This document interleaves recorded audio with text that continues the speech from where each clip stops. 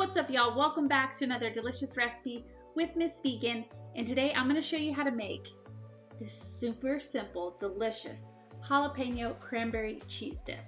Enough talking, let's get started.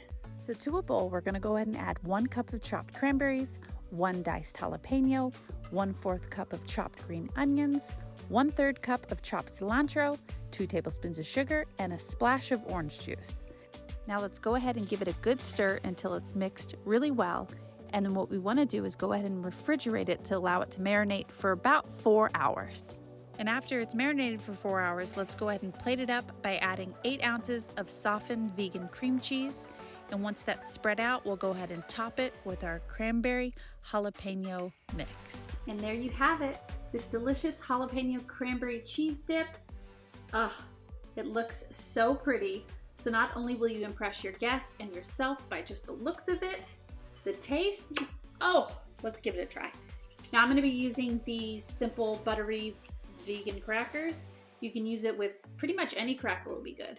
So let's, if you can see, we'll dig in. A little bit of cheese, a little bit of cranberry, jalapenos.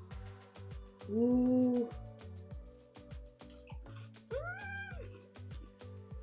So many flavors.